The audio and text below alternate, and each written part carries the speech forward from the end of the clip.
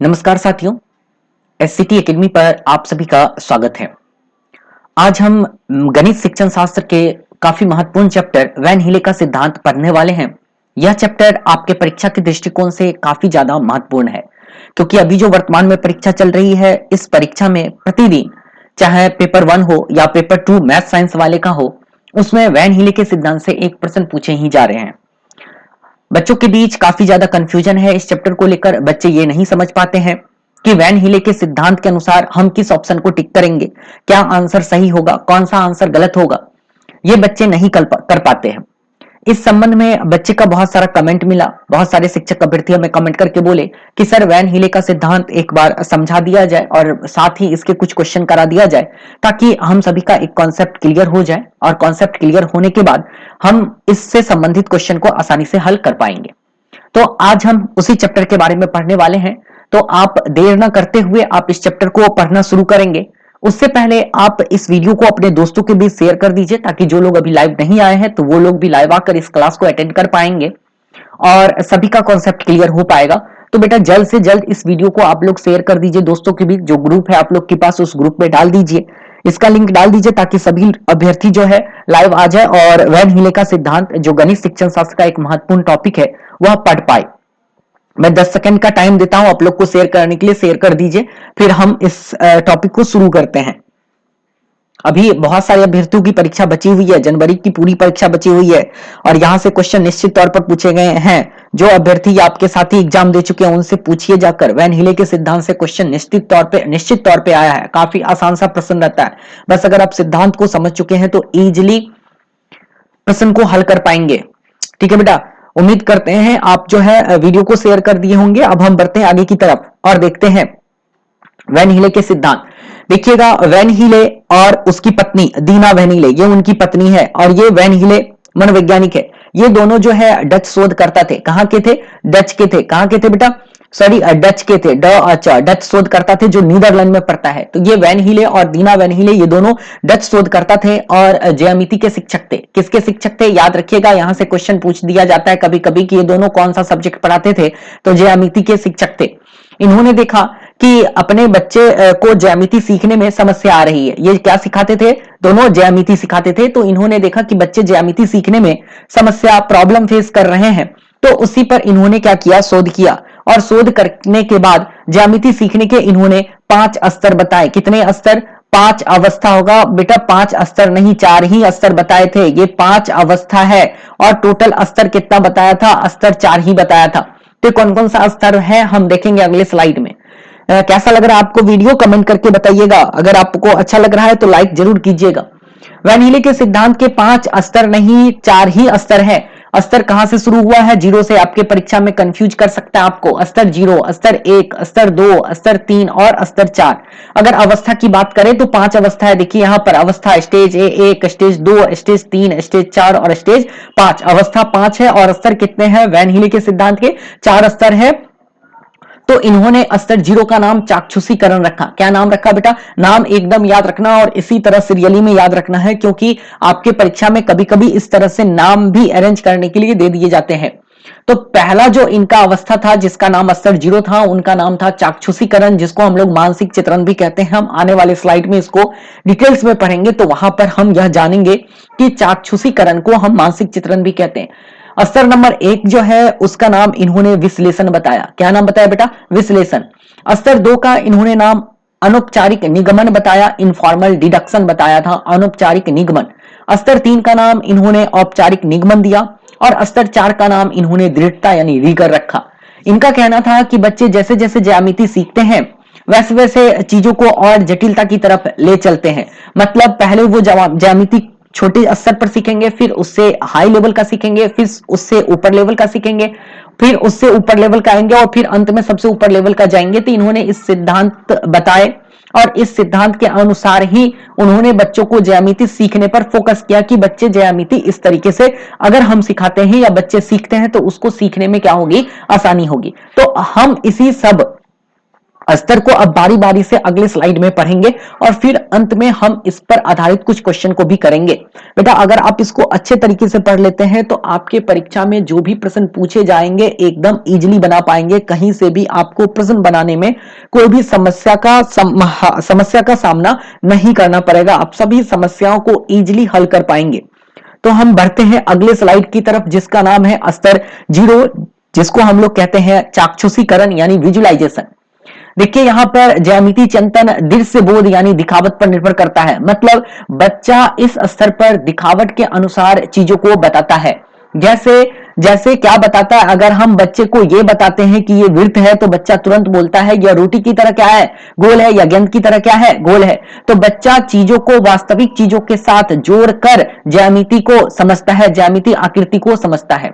अगर हम बच्चे को इस आकृति के बारे में बता रहे हैं कि यह आकृति एक आयत है तो बच्चा इस आयत को तो समझ लिया, लेकिन यह बताएगा बच्चा कि यह कैसे दिख रहा है, यह दरवाजा की तरह दिख रहा है। बच्चा एकदम अभी कौन सी स्तर पर है, 0 स्तर पर, जिसका नाम क्या है, चाक्षुषीकरण। तो ज्यामिति चिंतन दृश्य बोध यानी दिखावट पर निर्भर करता है। आकृतियों के बारे में केवल यह समझते हैं कि वह किसकी तरह दिखती है, बस बच्चा इतना ही समझता है कि वह आकृति दिखता कैसा है।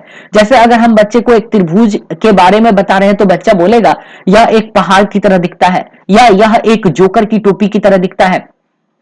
अगर हम इस बच्चे को यह बता दे कि यह बेटा क्या है, वृत्त है, तो बच्चा तो समझ गया यह वृत्त है, लेकिन बच्चा इसे किसके तरह दिखता है उससे यह जोड़ लेगा। बच्चा यह जोड़ सकता है इसके बारे में कि यह गेंद की तरह दिखता है, यह रोटी की तरह दिखता है। उसी तरह त्रिभुज के बारे में भी बच्चा बता सकता है यह जो है जोकर की टोपी की तरह दिखता है, या पहाड़ की तरह दिखता है ना।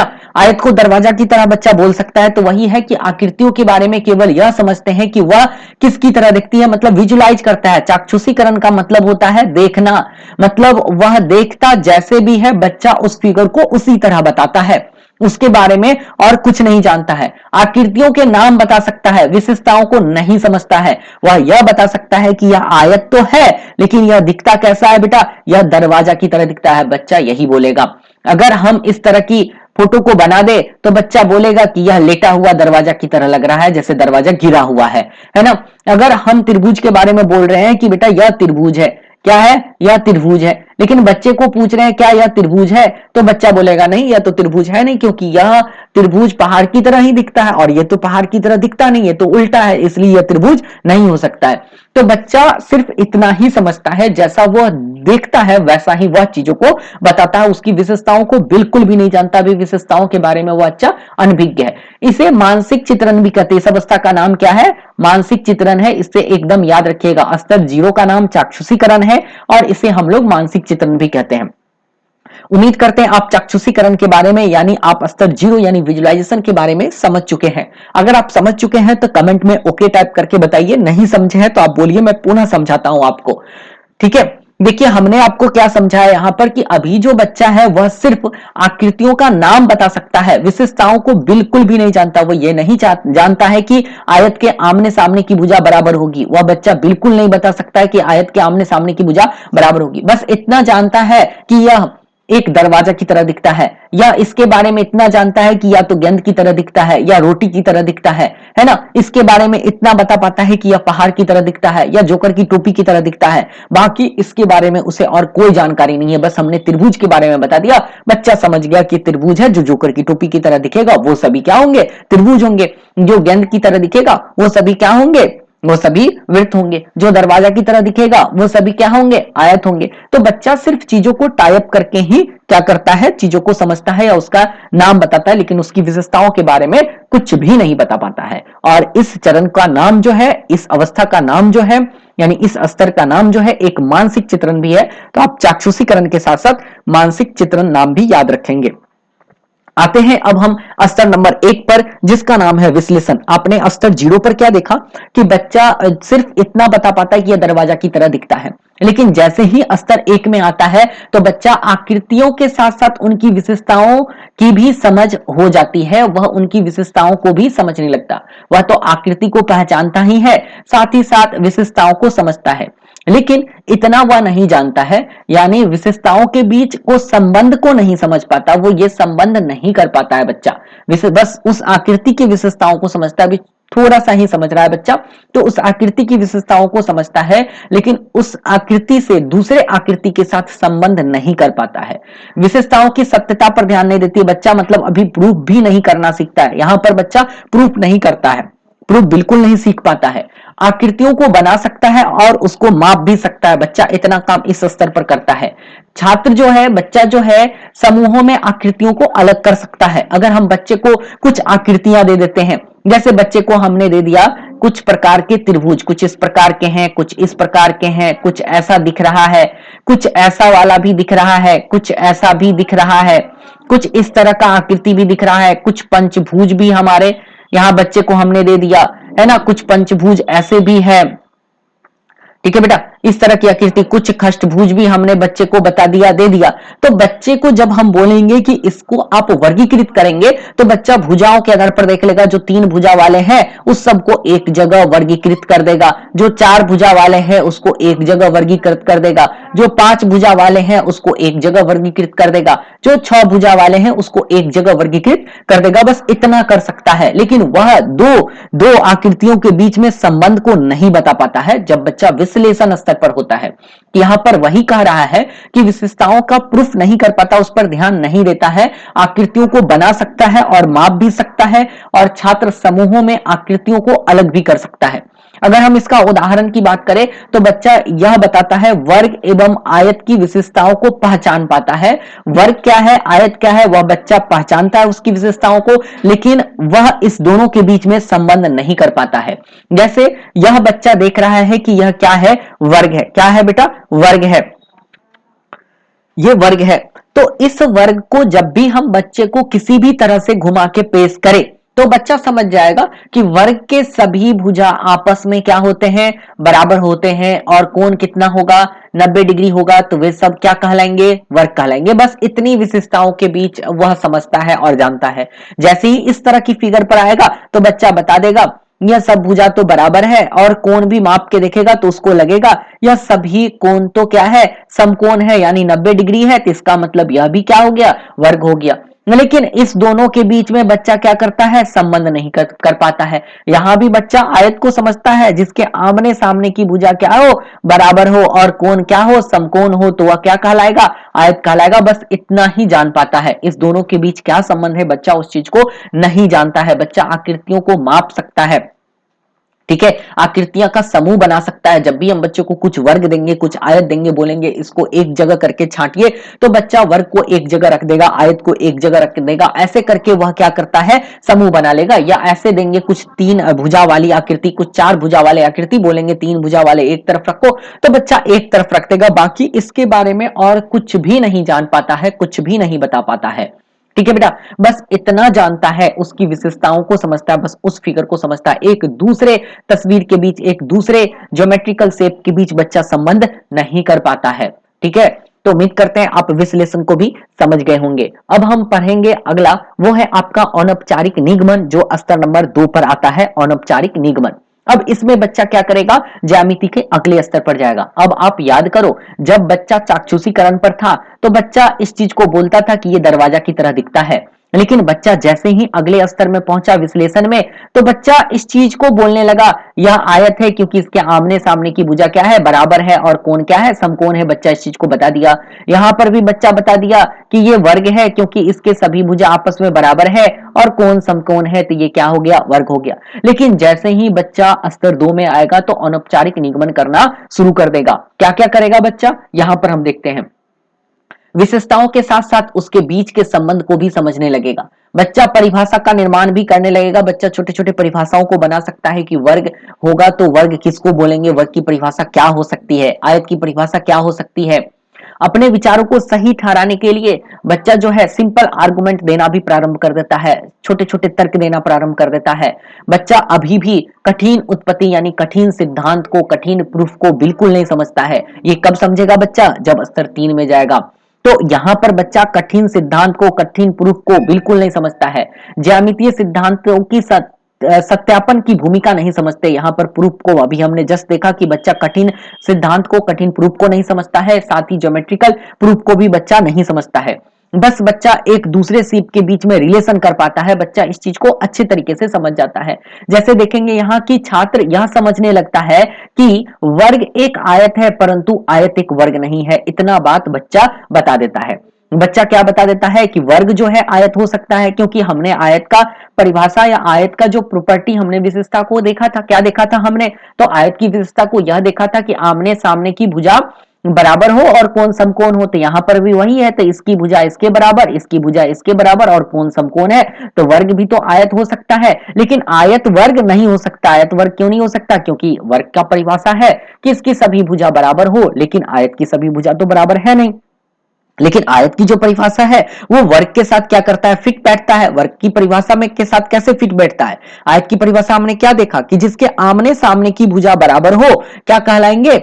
आयत कहलाएंगे। देखिए आमने सामने की भुजा बराबर हो गया, ये भुजा इसके बराबर, ये भुजा इसके बराबर, तो जब इसकी प्रॉपर्टी इसके साथ मैच कर रही है तो हमारा ये जो है वर्ग वह आयत हो सकता है। बच्चा इतना संबंध कर पाता है। अगर हम बच्चे को ये बता देते हैं कि त्रिभुज के तीनों कोणों का योग 180 डिग्री होता है, हमने बच्चे को क्या बता दिया, त्रिभुज के तीनों कोणों का योग मिलाकर 180 डिग्री होगा। जब हम कोणों को सम करेंगे तो सभी कोणों का ऐड करेंगे, तो बच्चा क्या करेगा, विभिन्न प्रकार के त्रिभुजों की रचना कर लेगा, कुछ इस तरह का बना लेगा, है ना, कभी ऐसे वाला त्रिभुज बना लेगा और सभी कोण को मेजर करके देखेगा। बच्चा अभी सिद्धांत नहीं जानता है, बच्चे सिद्धांत के थ्रू चीजों को प्रूफ नहीं कर रहा है। बच्चे सभी कोण को क्या करेगा, मापेगा और माप करके देखेगा कि हाँ यार ये तो सभी कोणों का माप जो 180 डिग्री ही आता है। तो अगर बच्चा ये काम करता है तो इसका मतलब बच्चा कौन से स्तर पर है, औपचारिक निगमन स्तर पर है। यहां पर बच्चा थोड़ा और ज्यादा स्तर पर क्या हो गया, पहुंच गया। लेकिन आप देखे होंगे स्तर 0 में बच्चा स्तर 0 में क्या बताता था कि यह दरवाजा की तरह दिखता है, यह टोपी की तरह या पहाड़ की तरह दिखता है। स्तर 1 में बच्चा क्या बताया, जब विश्लेषण स्तर पर गया था बच्चा, तो विश्लेषण स्तर पर बच्चा जो है स्तर 1 में यह बता पाता था कि वर्ग क्या है और आयत क्या है, बस इतना ही समझता था, आकृतियों के बीच के संबंध को नहीं समझता था। स्तर 2 में बच्चा क्या आ गया, स्तर 2 में बच्चा जो है आकृतियों के बीच संबंध भी करना सीख गया, है ना, वह सिंपल आर्गुमेंट भी देना सीख गया। बच्चा जो है छोटे छोटे परिभाषाओं को भी बनाना सीख गया। तो धीरे धीरे बच्चा का स्तर आगे की तरफ बढ़ रहा है। बच्चे को हम अगर एक त्रिभुज के बारे में बता रहे हैं कि त्रिभुज के तीनों कोणों का योग 180 डिग्री होता है, तो बच्चा बाकी त्रिभुज का भी निर्माण कर करके वह माप करके देख लेगा कि हाँ त्रिभुज के तीनों कोणों का योग कितना होगा, 180 डिग्री होगा। लेकिन बच्चा अभी इसका प्रूफ नहीं करता है। इसके बाद जब बच्चा इस चीज को समझ जाएगा, जब बच्चा इस चीज को सीख जाएगा, तब इसके बाद बच्चा आएगा स्तर 3 पर, जिसका नाम है औपचारिक निगमन। क्या नाम है बेटा, औपचारिक निगमन। अब देखिए आपको आपके परीक्षा में स्तर 0, स्तर 1, स्तर 2 यहीं से ही प्रश्न पूछे जाएंगे, क्योंकि ये सभी स्तर प्राथमिक कक्षाओं के लिए ही है। बाकी जो ये सब स्तर है ये उच्च उच्च कक्षाओं के लिए है, माध्यमिक कक्षाओं के लिए है, तो यहां से प्रश्न पूछे जाने की बिल्कुल भी संभावना नहीं है। तो अगर आप क्वेश्चन कुछ भी नहीं समझ रहे हैं तो इतना ध्यान रखेंगे, औपचारिक निगमन तो टिक नहीं करेंगे एकदम। ये ट्रिक है बेटा, ये ट्रिक है, याद कर लो, याद कर लो ये ट्रिक। हम लास्ट में कुछ क्वेश्चन भी कराएंगे। अगर आपको क्वेश्चन नहीं समझ में आ रहा है तो इतना याद रखना कि हमें स्तर 3 यानी औपचारिक निगमन टिक नहीं करेंगे, और इसके बाद जो स्तर 4 का नाम आपको मैंने शुरू में बताया था, आने वाले स्लाइड में हम बेटा देखेंगे उसको भी, दृढ़ता, ये दोनों को टिक नहीं करेंगे। बाकी जो आगे है वो सब तो हमें टिक कर देना है। नहीं समझ में आया तो उसमें से कोई भी तुक्का लगा देना है, आंसर सही हो या गलत हो तो बात की बात है। लेकिन इस दोनों को अगर आप टिक कर रहे हैं तो आप तो पहले ही क्या हो गए, बेवकूफ हो गए, मूर्ख हो गए, क्योंकि ये चीज तो हमारा क्या है, हायर लेवल का है। ये सब हमारा प्राथमिक स्तर पर नहीं आता। प्राथमिक स्तर पर हम 3 स्तर को पढ़ते हैं, लेकिन हम यहाँ पर कंप्लीट पढ़ेंगे। हो सकता है आपको यहाँ से क्वेश्चन पूछ दे तो आप तो बनाएंगे ना, है ना। तो यहाँ पर जब बच्चा स्तर 3 में आता है, मैं पुनः आपको रिमाइंड करवाता हूं, स्तर 2 में हमने देखा कि बच्चा एक दूसरे आकृति के बीच संबंध कर पाता था, लेकिन वहां पर प्रूफ नहीं कर पाता था। लेकिन जैसे ही स्तर 3 में बच्चा आएगा तो यहाँ पर बच्चा जो है क्या करने लगेगा, ज्यामितीय विशेषताओं का निगमनात्मक सत्यापन कर सकता है। मतलब नियम से उदाहरण की तरफ बच्चा जा सकता है। मतलब वह नियम क्या है, उस नियम के बारे में बच्चा बताने लग जाएगा, प्रूफ देने लग जाएगा। बच्चा प्रूफ को सीखने भी लग जाएगा। बच्चे को अगर प्रूफ सिखाया जाए इस स्तर में आकर तो प्रूफ को भी सीखने लगेगा। ठीक है, यहाँ पर बेटा एज मायने नहीं रखता है। ये आप नहीं कह सकते हैं कि 5 साल का बच्चा स्तर 2 में होगा, 8 साल का बच्चा स्तर 3 में होगा। अगर कोई शिक्षक आपको ऐसे बता रहे हैं तो बिल्कुल गलत बता रहे हैं, ऐसा बिल्कुल भी नहीं होता है। ठीक है, आप अपनी मम्मी से बात करो, पापा से बात करो, वो नहीं बता पाएंगे दो दो आकृतियों के बीच में संबंध, ये वर्ग है और ये आयत है, संबंध नहीं बता पाएंगे। अब उसकी उम्र तो काफी ज्यादा है, संबंध नहीं बता पाए, है ना। तो उम्र का यहाँ कोई भी सीमा नहीं है, उम्र ऐसी कोई भी मायने यहाँ पर नहीं रखता है।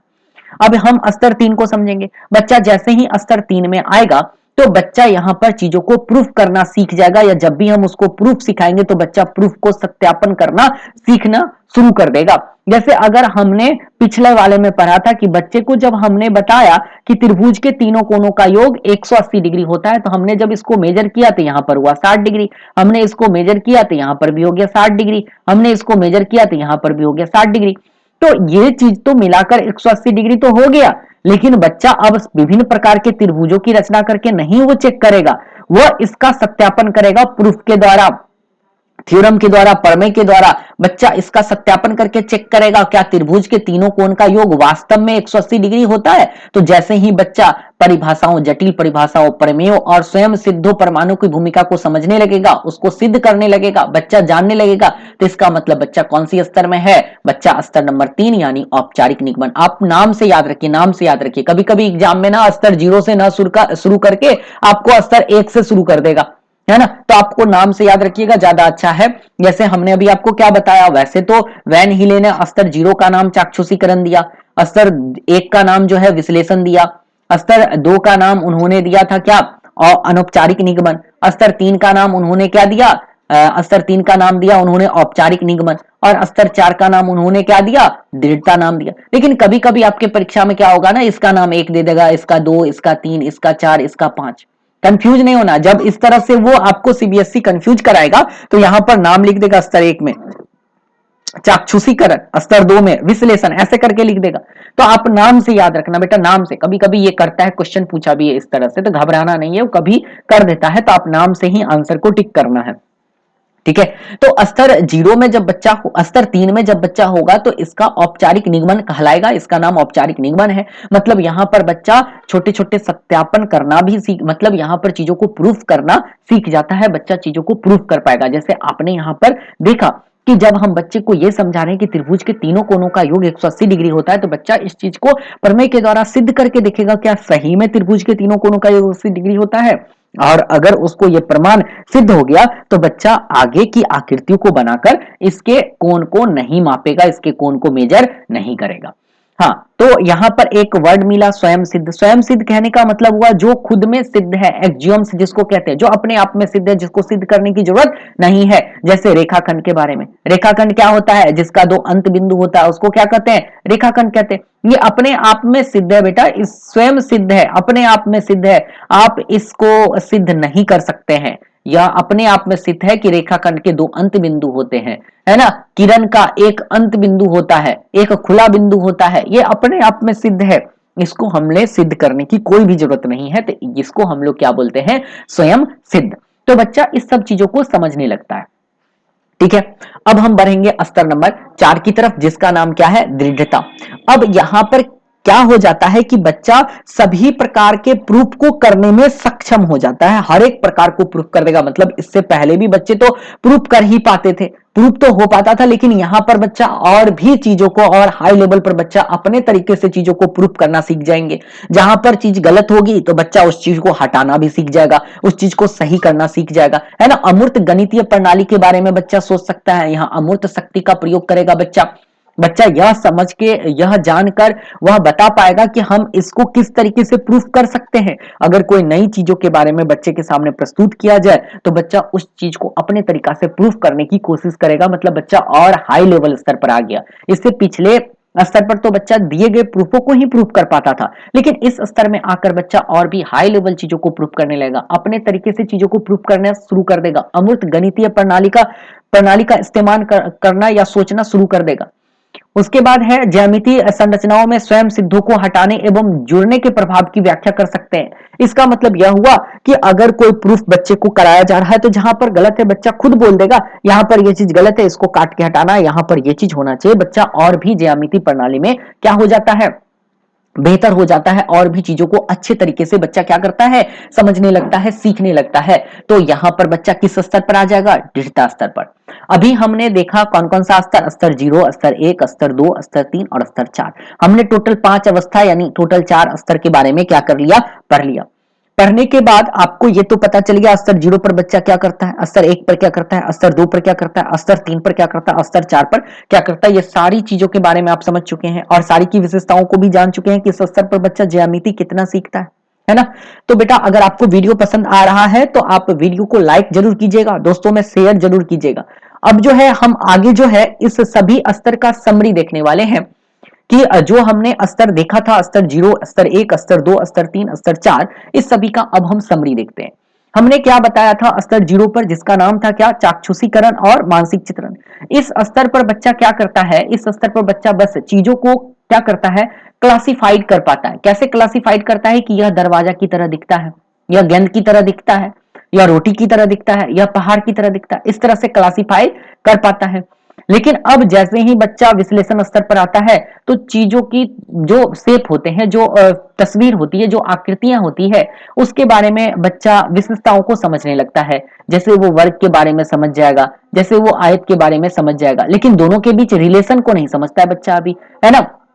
समबाहु त्रिभुज हो या समद्विबाहु त्रिभुज हो, इसके रिलेशन के बीच में नहीं समझ पाएगा। ये तो जान जाएगा ये त्रिभुज है, तो इस तरह के फिगर को भी हम क्या बोल देंगे, त्रिभुज बोल देंगे, है ना। अगर ये त्रिभुज है तो बच्चा जो है इस तरह के फिगर को भी क्या बोल देगा, यह क्या है, त्रिभुज है। या इस तरह के फिगर को भी क्या बोल देगा, ये त्रिभुज है। तो बच्चा बस इतना जान पाता है कि ये त्रिभुज है, लेकिन ये नहीं बता पाएगा कि समद्विबाहु त्रिभुज है कि विषमबाहु त्रिभुज है कि समद्विबाहु त्रिभुज है।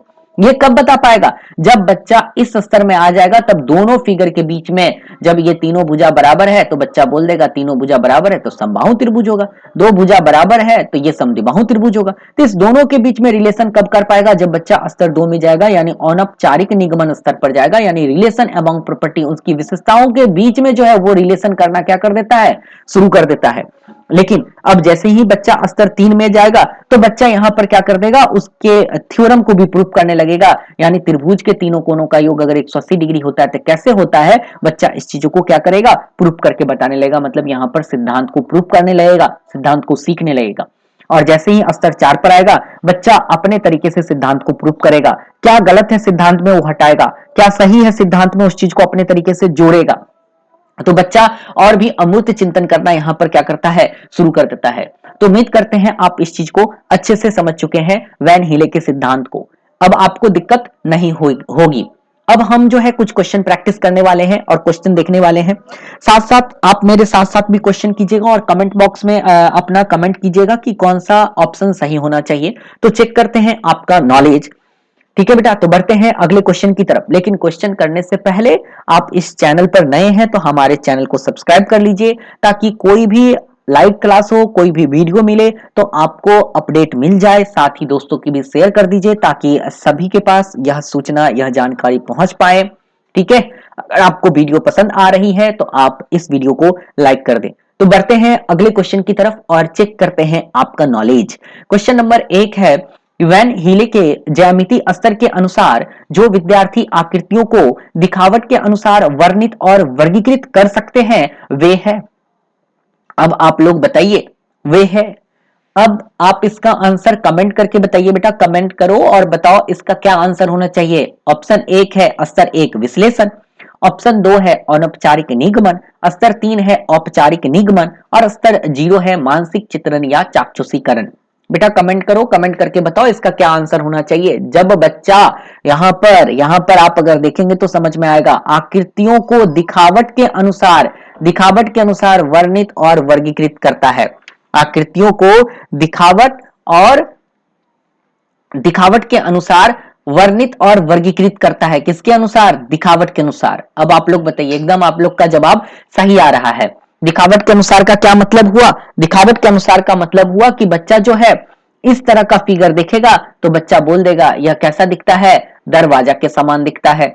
इस तरह का फिगर होगा तो बच्चा बोलेगा यह कैसा दिखता है, पहाड़ के समान दिखता है ना बेटा।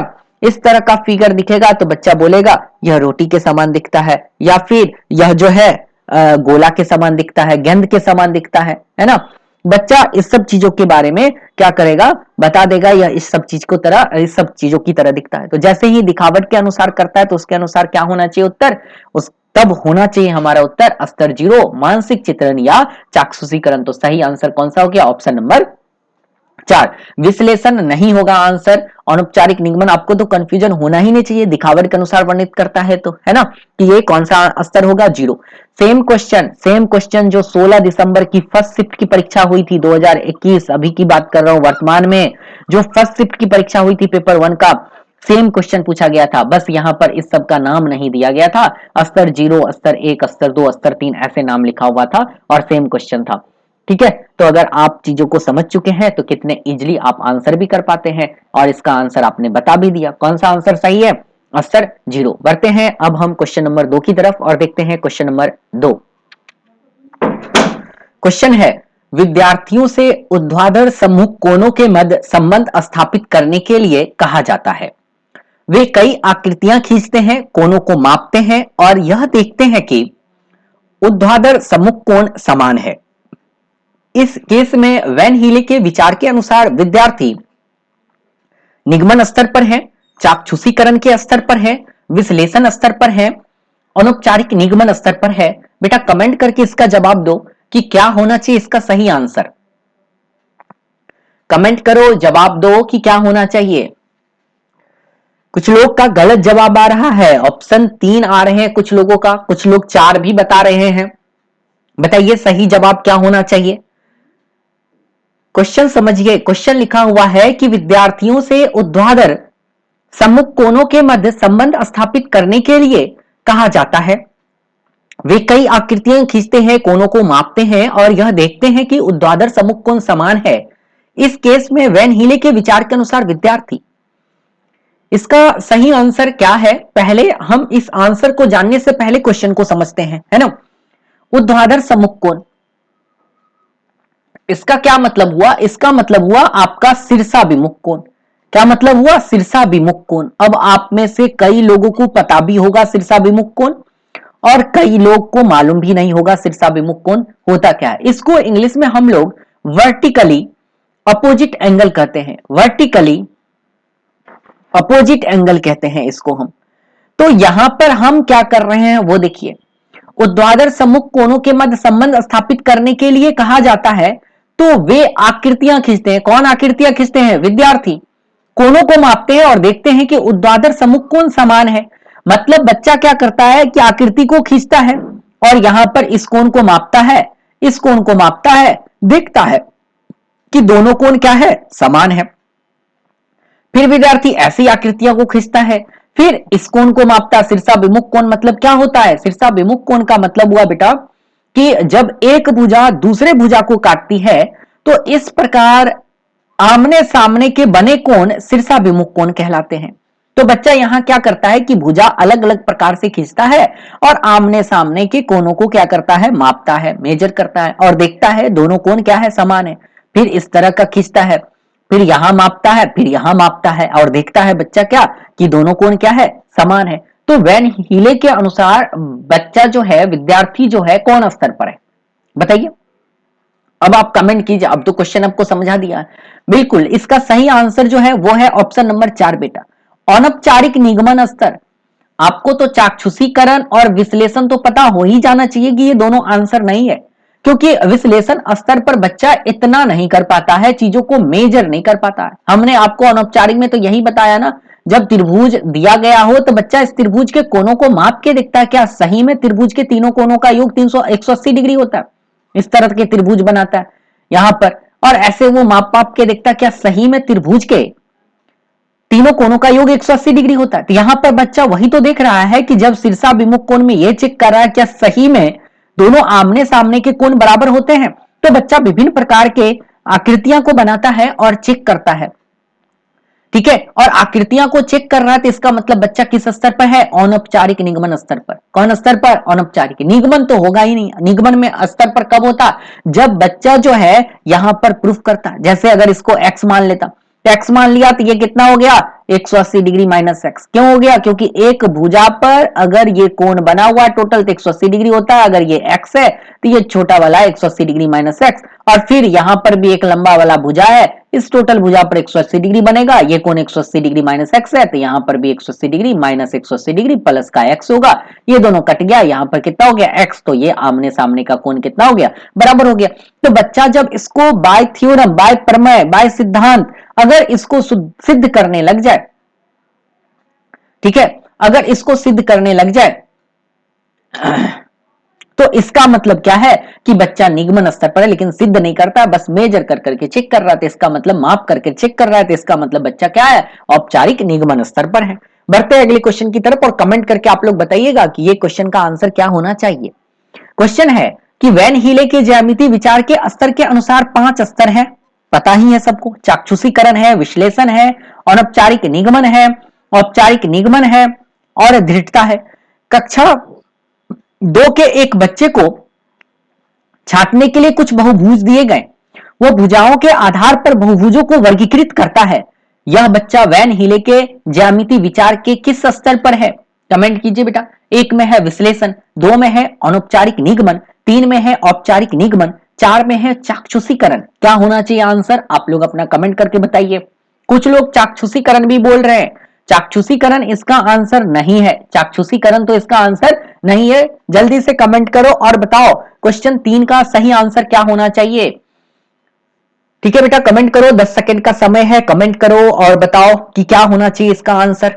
तो वैन हीले के ज्यामिति विचार के स्तर के अनुसार 5 स्तर है, ये सबको पता है। कक्षा 2 के बच्चे को, यहां पर कक्षा 2 के बच्चे को एक क्या दिया गया? कुछ बहुभुज दिया गया, और बच्चा जो है किसके आधार पर? भुजाओं के संख्याओं के आधार पर। किसके आधार पर? भुजाओं के संख्या के आधार पर बहुभुजों को वर्गीकृत कर रहा है। मतलब जो 3 भुजा वाला है वो एक जगह कर दिया, जो 4 भुजा वाला है वो एक जगह कर दिया, जो 5 भुजा वाला है वो एक जगह कर दिया। तो यह बच्चा कौन स्तर पर है? तो यह बच्चा किस स्तर पर होगा? सही आंसर हो गया बेटा ऑप्शन नंबर 1, यानी अभी विश्लेषण स्तर पर है। विश्लेषण स्तर पर बच्चा क्या किया? चीजों के बीच आपसी संबंध को तो नहीं समझता है, लेकिन इतना तो जानता है ये क्या है?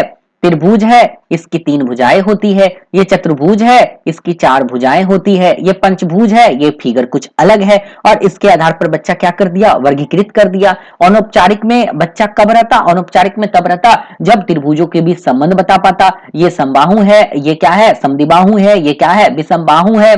औपचारिक में कब होता? जब बच्चा सिद्ध कर देता कि समबाहु त्रिभुज का क्या कर देता बेटा? सिद्ध कर देता कि समबाहु त्रिभुज की सभी भुजा क्या होती है? मतलब बराबर होती है। इसको प्रमेय के द्वारा सिद्ध कर देता तो किसमें चले जाता?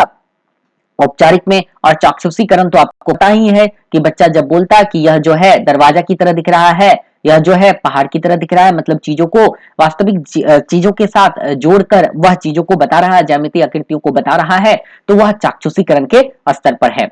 तो आपको समझ में आ गया हो कि अभी बच्चा किस स्तर पर है? विश्लेषण स्तर पर है, क्योंकि बच्चा भुजाओं की संख्या के आधार पर चीजों को क्या कर रहा है? वर्गीकृत कर रहा है। तो यहां पर इसका सही आंसर कौन हो गया? 1 नंबर विश्लेषण। बढ़ते अगले क्वेश्चन की तरफ और आप लोग बताइएगा। एकदम हलवा सा क्वेश्चन है, एकदम आसान सा क्वेश्चन है, सभी लोग का जवाब उम्मीद करते हैं सही ही आएगा। क्वेश्चन है, ज्यामिति समझ की विकसित करने के लिए निम्नलिखित में से कौन सा श्रेणी क्रम सही है? हमने क्या बोला था? ये क्वेश्चन पूछा हुआ क्वेश्चन है बेटा, सीटेट का पूछा हुआ क्वेश्चन है। हमने आपको क्या बोला था कि आप एक तरफ से जो वैन हीले का सिद्धांत दिया गया है, ज्यामिति सीखने के जो चरण दिए गए हैं, वो सभी स्तर को आप जैसे जिसमें लेवल में लिखा है आप उसी लेवल में उसे याद कर लीजिए, क्योंकि क्वेश्चन पूछा जाता है और पूछा ही है। एकदम सही है, बहुत लोगों का सही जवाब आ रहा है। तो आप देखिए यहां पर तो सबसे पहले चाक्षुषीकरण होगा तो है नहीं, उसका दूसरा नाम हमने मानसिक चित्रण पढ़ा था, तो मानसिक चित्रण इसमें है और इसमें है, ये नाम तो हमारा पहले कट गया, ये ऑप्शन तो होगा नहीं। अब इसके बाद हमने क्या देखा था? विश्लेषण, तो विश्लेषण इसमें भी है, दूसरा में इसमें भी है, तो इसमें तो विश्लेषण है नहीं, तो ये भी ऑप्शन कट गया। उसके बाद हमने क्या देखा था? अनौपचारिक निगमन, इसमें नहीं है, कट गया। अब एक ही ऑप्शन बचा, वो कौन सा ऑप्शन है? Answer number 1। सभी का जवाब एकदम सही है, अनौपचारिक निगमन और औपचारिक निगमन। अगर बेटा इसका जवाब अगर आपने गलत दे दिया ना, तो आप बिल्कुल भी, आपको पढ़ाई पर तो बिल्कुल भी ध्यान नहीं है, और आपको अभी भी वक्त है। अगर एग्जाम बचा हुआ, अगर आपकी परीक्षा नहीं हुई तो अभी भी वक्त है बेटा, पढ़ना शुरू कर दो। ऐसे क्वेश्चन अगर आप गलत कर रहे हैं तो आप पढ़ने पर ध्यान नहीं दे रहे हैं, आपका ध्यान इधर उधर जा रहा है, कहीं पर भटक रहा है, फिर आप, है ना। तो अब हम बढ़ेंगे अगले क्वेश्चन की तरफ और देखेंगे क्वेश्चन नंबर 5। तो समझ गए ना, क्वेश्चन नंबर 4 का सही जवाब क्या हो गया, ऑप्शन नंबर ए किसका क्या हो गया बेटा, सही जवाब है। अब बढ़ेंगे क्वेश्चन नंबर 5 की तरफ और देखेंगे क्वेश्चन नंबर 5। क्वेश्चन नंबर 5 है, एक 7 वर्षीय लड़का 4 भुजाओं वाली नियमित आकृतियों को वर्ग के रूप में पहचानता है। नियमित आकृतियों को वर्ग के रूप में पहचानता है। वैन हीलो के अनुसार यह ज्यामिति विचार के किस स्तर पर है।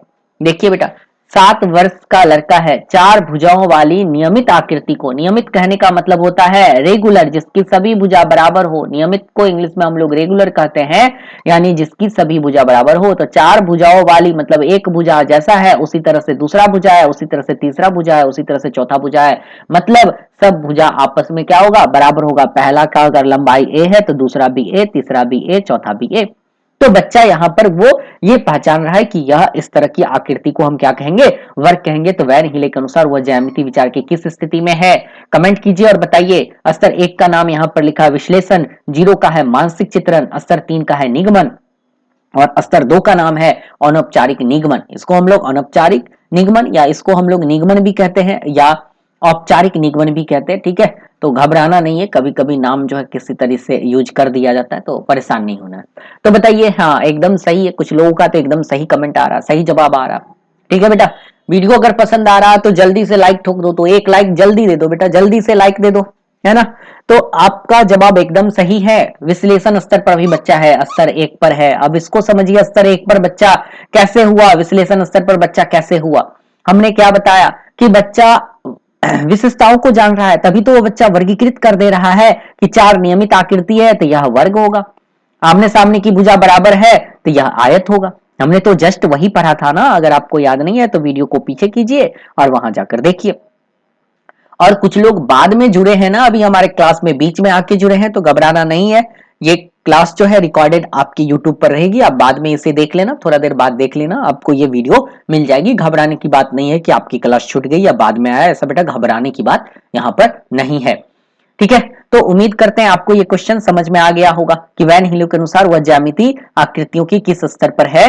तो वह कौन सा स्तर होगा, वह विश्लेषण होगा, क्योंकि विश्लेषण के आधार पर बच्चा, भुजाओं के आधार पर बच्चा चीजों को वर्ग के रूप में बताता है, वर्ग के रूप में पहचानता है।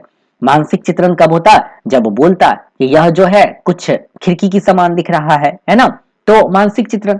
निगमन कब होता, जब बच्चा चीजों को सिद्ध करके बताता, जब हमने सिद्ध कर दिया, क्या कर दिया, सिद्ध कर दिया कि इसकी सभी भुजा बराबर, सभी कोण समकोण और सभी विकर्ण, दोनों विकर्ण आपस में बराबर है।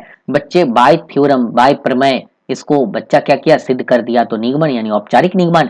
बच्चा जब चीजों को संबंध करना शुरू कर दिया, एक दूसरे फिगर के बीच में संबंध करना शुरू कर दिया, छोटे छोटे चीजों को बताना, परिभाषा देना शुरू कर दिया, तो अनौपचारिक निगमन होगा। तो इसमें बच्चा कौन से स्तर पर है, विश्लेषण स्तर पर, ठीक है बेटा, कोई दिक्कत नहीं है। बढ़े अगले क्वेश्चन की तरफ, देखते हैं अगला क्वेश्चन। अगला क्वेश्चन है, प्राथमिक स्तर के बच्चे दी गई आकृतियों को उनकी दिखावट के आधार पर वर्गीकृत करने की योग्य है। देखिए सेम तरह के क्वेश्चन एक बार और आपकी परीक्षा में पूछा था। हीले के अनुसार, हीले कौन, वैन हीले, ऐसे घबराना नहीं है, हीले लिख देगा परीक्षा में तो मत सोचिएगा कहां से ये कौन सा हीले आ गया, ये तो वैन हीले ही है। के अनुसार वे ज्यामिति के कौन से स्तर पर है, बताइए। एकदम सबका सही जवाब होना चाहिए। अगर आप ये जवाब गलत दे रहे हैं ना, तो आप एकदम 0% आपका ध्यान 1% भी आपका सिद्धांत पर नहीं है। साथ ही आपकी तैयारी एकदम पुअर तैयारी है, एकदम एकदम 0% भी तैयारी नहीं है आपकी, है ना। एकदम सही जवाब है। हमने तो जस्ट ये क्वेश्चन तो किया ही था, क्वेश्चन नंबर 1 में तो इसी तरह का क्वेश्चन था एक, है ना। तो दिखावट के आधार पर जैसे ही वर्गीकृत कर रहा है, दिखावट के आधार पर वर्गीकृत कर रहा है, तो बच्चा कौन से स्तर पर हो जाएगा, तो दिखावट के आधार पर बच्चा कौन सा स्तर होता है पता है, मानसिक चित्रण या फिर कौन से स्तर होगा, चाक्षुषीकरण। मानसिक चित्रण या चाक्षुषीकरण, ये तो होगा नहीं, आपको पता है, ये सब तो अभी जस्ट हम पिछले स्लाइड में भी व्याख्या किए है ना बेटा। तो इसका सही आंसर कौन सा है, ऑप्शन नंबर 3। अगला क्वेश्चन देखते हैं। अगला क्वेश्चन है, कक्षा 6 की इकाई चतुर्भुज को समझना, इकाई चतुर्भुजों को समझना, एक चैप्टर का नाम है, इकाई है जिसका नाम है चैप्टर का क्या, यहां पर भी इन्वर्टेड कोमा लगेगा, चतुर्भुजों को समझना। कक्षा 6 की इकाई, एक इकाई चैप्टर का नाम है जिसका नाम है क्या, चतुर्भुजों को समझना, यहां पर इन्वर्टेड कोमा बंद कीजिए, में चतुर्भुज के कोण योग गुणधर्म से संबंधित मुख्य परिणाम कागज मोड़ने के क्रियाकलाप द्वारा परिचित कराए गए हैं। चतुर्भुज के कोण योग गुणधर्म से मतलब वो कागज मोड़ने के क्रियाकलापों द्वारा वो बच्चे को बताया जा रहा है कि चतुर्भुज के सभी कोणों का योग 360 डिग्री होगा। उसके पश्चात इन गुणधर्मों पर आधारित अभ्यास दिए गए हैं, है ना। इस स्तर पर कोणों के गुणधर्म का प्रमाण नहीं दिया गया। देखिए यहां पर प्रूफ बिल्कुल नहीं दिया गया है, क्योंकि कक्षा 6 के विद्यार्थी इस समय वैन हीले के किस स्तर पर है? क्योंकि अभी बच्चा कक्षा 6 में है ना, और उसके किताब में उस सिद्धांत का प्रमाण नहीं दिया गया है। किसके बारे में? इसके कोण के गुणधर्म के बारे में, है ना, योग के गुणधर्म के बारे में प्रमाण नहीं है, प्रूफ नहीं लिखा हुआ है, सिद्धांत नहीं लिखा हुआ है, ठीक है, प्रमेय नहीं दिया हुआ है। तो जब सिद्धांत दिया होता तो कौन सा स्तर होता बेटा? कमेंट करो, कमेंट करो। बहुत लोगों का कमेंट तो आ रहा, बताइए। कुछ लोगों का सही है, कुछ लोग गलत जवाब बता रहे हैं।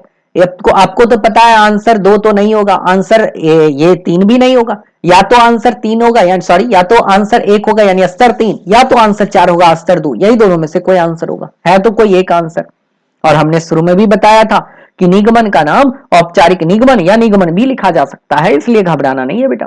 तो यहां पर आपने क्या देखा कि बच्चे को प्रूफ नहीं दिया गया उसके किताबों में, सिर्फ क्रियाकलाप के माध्यम से बच्चे छोटे छोटे थ्योरम को सीख रहे हैं, चीजों को माप कर सीख रहे हैं, क्रियाकलाप करके सीख रहे हैं। तो बच्चा कौन से स्तर में होगा? आप लोग का एकदम सही जवाब है, मैंने तो इतना हिंट्स भी दे दिया। तो बच्चा कौन से स्तर में होगा? बच्चा जो है अभी अनौपचारिक निगमन स्तर पर होगा, यानी स्तर नंबर 2 है, अनौपचारिक निगमन नंबर स्तर पर होगा। तो सही आंसर है ऑप्शन नंबर 4। कोई दिक्कत भी समझने में? अगर आपको समझने में दिक्कत हो रही है तो आप कमेंट करके बताइए। मैं आपको अगले जब भी वीडियो लाऊंगा तो उसमें पहले हम इस चीज को समझा दूंगा, फिर आपको नए अध्याय की तरफ, नए एक्सरसाइज की तरफ, या नए थ्योरम की तरफ, या नए सिद्धांत की तरफ ले चलेंगे। उम्मीद करते हैं बेटा आपको काफी अच्छे तरीके से चीजें समझ में आ गई होगी, और आप वैन हीले के सिद्धांत को भी काफी अच्छे तरीके से समझ चुके होंगे। आपको समझने में किसी भी तरह की दिक्कत नहीं हुई होगी, क्योंकि हमने इतने इजी तरीके से आपको वैन हीले का सिद्धांत समझा दिया, जिससे आप अगर परीक्षा में प्रश्न आते हैं इस चैप्टर से तो आप इजीली इस तरह के प्रश्न को हल कर पाएंगे। अगर आपको यह वीडियो पसंद आया हो तो दोस्तों के बीच शेयर कर दीजिए। अगर आपके मोबाइल में कुछ ग्रुप है, व्हाट्सएप ग्रुप चलाते हैं, टेलीग्राम ग्रुप चलाते हैं, या फेसबुक पर है, तो आप इसका लिंक कॉपी करके वहां पेस्ट कर दीजिए, ताकि सभी के पास यह सूचना चली जाए और वैन हीले का सिद्धांत समझ पाए। हमने आपको वैन हीले से संबंधित थ्योरी को काफी डिटेल्स में समझाया, साथ ही साथ इस पर आधारित सीटेट में पूछे गए कुछ क्वेश्चन को भी कराया है। तो उम्मीद करते हैं आपको सब कुछ काफी अच्छे तरीके से समझ में आ गया होगा। फिर हम मिलते हैं आपको अगले वीडियो में। तब तक के लिए आप सभी का बहुत बहुत धन्यवाद, साथ ही शुभ रात्रि। उम्मीद करते हैं आप लोग अच्छे होंगे, कुशल होंगे, अपने परिवार के साथ खुश होंगे। एक बार पुनः आप सभी का बहुत बहुत धन्यवाद।